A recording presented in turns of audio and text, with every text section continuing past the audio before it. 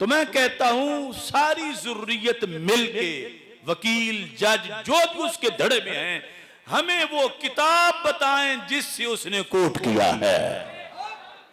اور دوسرا، میں نے رات کے پروگرام میں کہا کہ وہ کوٹ کرنے والا مطلب یہ ہوتا ہے، مثلا ایک شخص نے گالی دی ہے اور آپ سے کوئی فتویٰ پوچھ رہا ہے کہ اس پر کیا حکم لگتا ہے، تو آپ پر اب مجبوراً اس کو لکھنا پڑے گا کہ اس نے یہ کہا اور اس پر یہ فتویٰ لگتا ہے۔ تو جو مسئلہ وہ بیان کر رہا تھا کہ اہل کتاب کی بیوی سے نکاح جائز ہے، اگرچہ ابن عمر رضی اللہ تعالیٰ عنہ کا تو اختلاف ہے، تو وہ تو مطلقاً بھی بیان ہو سکتا ہے۔ اس میں مجبوری کیا ہے کہ وہ معاذ اللہ فلانی یہ بکواس کرتی ہو تو پھر بھی میری شادی اس سے جائز ہے۔ اس نے اپنی طرف سے دلیلیں دے کر ان کے لحاظ سے یہ ثابت کرنے کی کوشش کی ہے لفظ دجال کو کہ وہ یہ کہتے ہیں، ان کی کسی کتاب میں نہیں۔ یہ وہ نہیں جو صرف حکایت اور روایت کرنا ہوتا ہے، یہ ہے کہ کسی بات کا پورا حامی ہونا، اس کو ثابت کرنا۔ یہ ثابت کرنے کے لیے جو رات بھی میں نے حوالہ دیا تھا امام مالک رحمۃ اللہ علیہ کا، کہ آپ سے پوچھا گیا جو کہے القرآن مخلوق، قرآن مخلوق ہے، آپ جانتے ہو معتزلہ کا یہ عقیدہ تھا اور یہ کفر ہے، تو آپ سے پوچھا گیا اس کا کیا حکم ہے جو کہے قرآن مخلوق ہے، تو آپ نے فرمایا کافر اقتلوہ، وہ کافر ہے، اس کو قتل کر دو۔ اب جب مسئلہ پوچھنے والوں نے اس کو جا کے بتایا کہ یہ فتویٰ ہے، تو اس نے کہا امام صاحب کے سامنے آ کر کہ آپ نے ویسے ہی فتویٰ دے دیا، انما حکیتہ، میں نے تو کوٹ کیا تھا، صرف میں اپنی طرف سے نہیں کہہ رہا تھا، میں تو ان کی بات کہہ رہا تھا کہ وہ یہ کہتے ہیں۔ فرما انما سمعنا منک، ہم نے تیری زبان سے ہی سنا ہے، ہم نے تو تجھ سے سنا ہے۔ یعنی اتنی بڑی جسارت شیطانی، اگر اس کی ماں کو کوئی زانیہ کہے اور اس سے کوئی پوچھے آ کر کہ تیری ماں کو جو زانیہ کہے اس کا حکم کیا ہے، تو یہ سائل کو کہے گا شرم کر کوئی لفظ بدل لے، اور اپنے منہ سے یہ نہیں کہے گا کہ جس نے میری ماں کو یہ کہا لفظ بول کر، بالکل نہیں کہے گا۔ اگر اس کی ماں کی 100% کے 1% کا کروڑواں حصہ بھی عزت ہے تو یہ اس کے بارے میں لفظ زانیہ سن نہیں سکتا، تو یہ امت اتنا بھاری لفظ اپنے نبی علیہ السلام کے بارے میں کیسے سن سکتی ہے؟ اب یہ جو انہوں نے 7 جہنم کے دروازوں کی نسبت سے جھوٹے الزامات لگائے ہیں اور ان کو جس طریقے سے جسٹیفائی کیا ہے وہ بھی میں آپ کو ساتھ ساتھ بتاتا ہوں۔ انہوں نے ساتھ لکھ دیا، یہ بڑی نیکی کی ہے انہوں نے، مجھے خوشی ہے کہ اس پمفلٹ پہ انہوں نے یہ نیکی کی ہے کہ میری آدھی عبارت لکھ کے نا اس کے اوپر جو فتویٰ بنتا ہے نا اور کون سی چیز انہیں چبھی ہے وہ بتائی ہے، ورنہ پہلے مجھے بتانی پڑتی تھی کہ انہوں نے پیڑا ہے، وہ خود لکھ دیتی انہوں نے۔ نمبر 1، نبی اکرم صلی اللہ علیہ وآلہ وسلم کے بارے میں کہتا ہے کہ یہود نے کہا، یہ کل کا چھوکرا ہمیں کیا سکھائے گا، یہود نے کہا، جدو یہودیاں نے کیا تھا پھر میرے کھاتے کیوں پاتا؟ کتنے جاہل ہیں یہ تو آپ بات کر سکتے ہیں کہ بتاؤ کدھر لکھا ہوا ہے، لیکن گستاخی کہاں سے ہوئی؟ گستاخی تب ہوگی جب میں کہوں بقول ان کے، تو اس کے اوپر وہ لکھتے ہیں حالانکہ یہود نے نبی اکرم صلی اللہ علیہ وآلہ وسلم کو ہرگز چھوکرا نہیں کہا۔ اے دیکھو یہودی ایجنٹ یہودیاں نے دفاع کر رہے تھے، اوے یہودی ایجنٹو، یہودیوں نے جتنے ہمارے نبی کو تکلیف دی ہیں سارے منافقین یہودی تو تھے، ایجنٹیاں کر دے انہوں دی۔ یہ انتہائی گستاخانہ لفظ چھوکرا ملزم مذکور کا اپنا گستاخانہ لفظ ہے، اس کھلی گستاخی پر 295C کا اطلاق ہوتا ہے جو ناقابل معافی جرم ہے اور ناقابل ضمانت ہے۔ اور یہودیوں کے دفاع کرنے والے مولویوں، تمہیں پتہ ہے کہ یہودیوں نے قرآن میں جو کچھ رپورٹ ہوا ہے کہ کیا کچھ کہا ہے؟ میں نے جو لفظ بولا یہ تو ان کی باتوں کو میں نے سم اپ کر کے اردو کے محاورے میں لنگوسٹک میں بولا تھا. قرآن میں سورہ المنافقون جو منافقین سے متعلق ہے اس میں آتا ہے کہ عبداللہ ابن ابی نے کہا کہ جب ہم عزت والے مدینے میں داخل ہوں گے تو مدینے سے نبی صلی اللہ علیہ وآلہ وسلم اور ان کے اصحاب ان کا ذکر کر کے کہا کہ ان ذلیلوں کو ہم مدینے سے نکال دیں گے. نعوذ باللہ. یہ یہودیوں نے کہا اور قرآن نے نقل کیا اور پھر ساتھ فرمایا کہ بے شک عزت اللہ اس کے رسول اور اہل ایمان کے لیے، لیکن منافقین بے خبر ہے اس بات سے. اور بخاری میں بڑی تفصیل کے ساتھ حدیث ہے، زید ابن ارقم نے یہ بات سن لی تھی، انہوں نے نبی علیہ السلام کو شکایت کی تو عبداللہ ابن ابی نے جھوٹی قسم کھا لی کہ یا رسول اللہ میں نے کوئی آپ کے بارے میں ایسی بات نہیں کی، حالانکہ کی ہوئی تھی.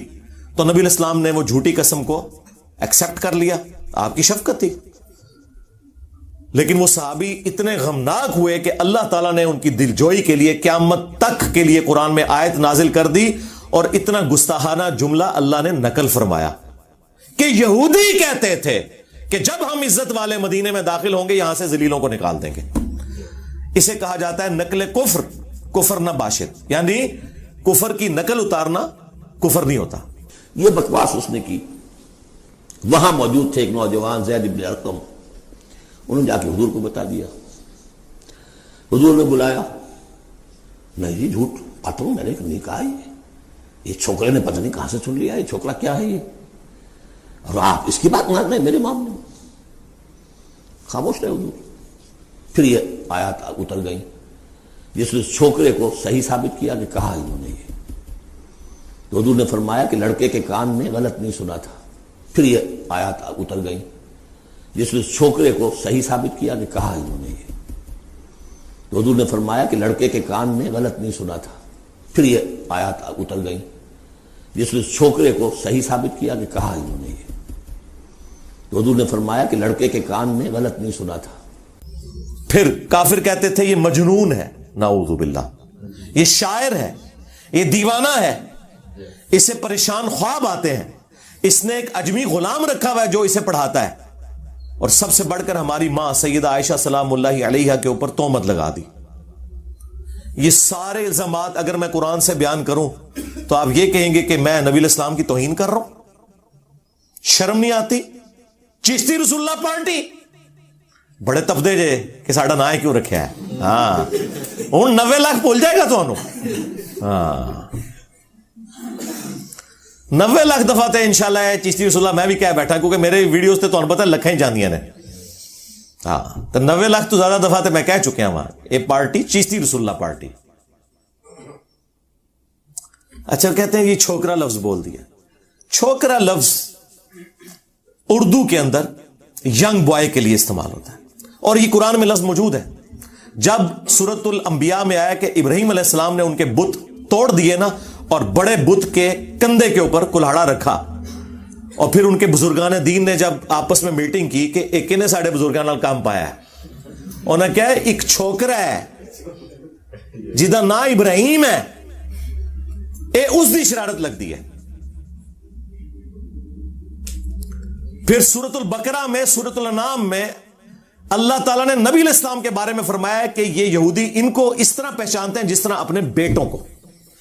اور یہی بات میں نے اپنے لیکچر میں کی تھی کہ یہودی نبی علیہ السلام کو ان کے بڑے بڑے پادری سفید داڑیوں والے انہی مولویوں کی طرح وہ نبی علیہ السلام کو عزت اس لیے نہیں دیتے تھے. وہ کہتے تھے کہ یار یہ تو ہم سے آدھی عمر کا بندہ ہے، ہمارے بچوں کی مانند ہے. اور اس میں نے جملہ بولا تھا کہ یہ کل کا چھوکرا آ کے ہمیں سمجھائے گا، یہ یہودی کہتے تھے.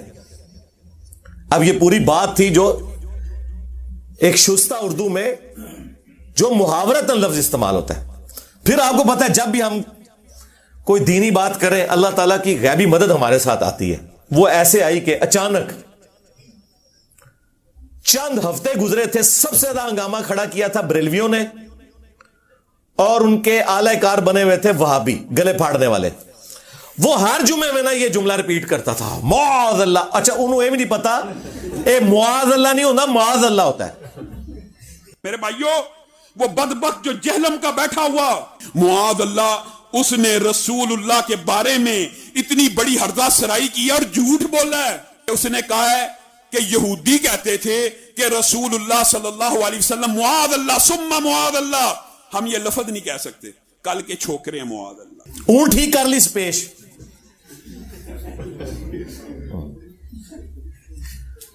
ہاں وہ جو صحابہ کا نام ہے نا معاذ ابن جبل, اس میں پیش آتی ہے, لیکن معاذ اللہ میں زبر آتی ہے. منو کہتے ہیں عربی نہیں آتی. تنو میں چیلنج دیتا ہے کہ اپنے ساجد میر صاحب کو لوں, وابیو دیوبندیو تسی مفتی تقی عثمانی کو لوں, بریلویو مفتی منیب الرحمان سے. تم لوگ قرآن کی سب سے مشکل کوئی سورت ڈھونڈو, اس کی قرات کرواؤ. اگلا سورج طلوع نہیں ہوگا, میں اس کی پروننسیشن عربی سٹائل میں کروں گا, پھر پبلک فیصلہ کرے گی. اوے تواڈے مولوی تے ہے بیتے پڑھتے جے, ہاں انہاں کولو ہا عین ثا ذال وا ضاد اے انہوں نے کہتے خواب وچ بھی نہیں کڈیا ہویا.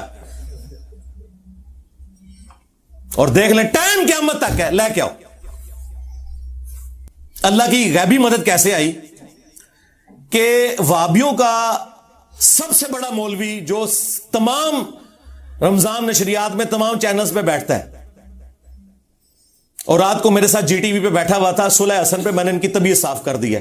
چیخاں کڑھائیاں نے انہوں نے, میں انشاءاللہ ویڈیو آنا لی ہے. تو اس سے نہ سوال کیا جدے میں کسی نے کہ جی یہ جو دیوبندی ہمیں بڑا تنگ کرتے ہیں, ہمارے اسٹوڈنٹس کو, وابیوں کو, اہل حدیثوں کو, اور یہ کہتے ہیں یہ بچے بچونگڑے آ کے ہمیں سکھا رہے ہیں.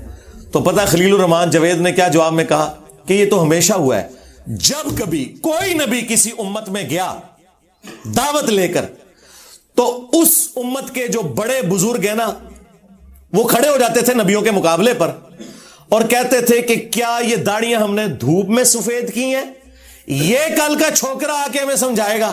ہائے ہائے, 1,24,000 انبیاء انہوں نے چھوکرا کیا ہے.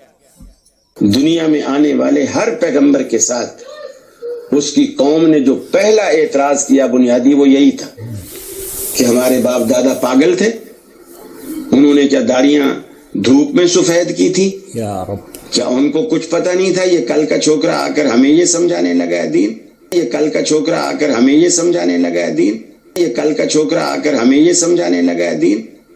اس کے اوپر کسی نے 295C نہیں کٹوائی, نہ اپنے نے اوڑا گلا پھاڑ دا جے. جس نے میں چیلنج کیتا ہے تو کدے بھی مبالغ علی حدیث مسلم شریف دی بیان ہی نہیں کر سکتا, کیونکہ وہ دے ذکر ہے کہ تیرے ماموں نے مولا علی علیہ السلام کے اوپر سب و شتم کروایا. یہ کہتے ہیں جی سب و شتم وہ تنقید ہوتی ہے, آپ کو نہیں پتا. نہیں سرکار, مسلم شریف میں ہی لکھا ہوا ہے 6229, وہ کہتے تھے لعن اللہ ابو تراب, ابو تراب پر لعنت, نعوذ باللہ. اللہ کی لعنت, اللہ کے فرشتوں کی لعنت, تمام لعنت کرنے والوں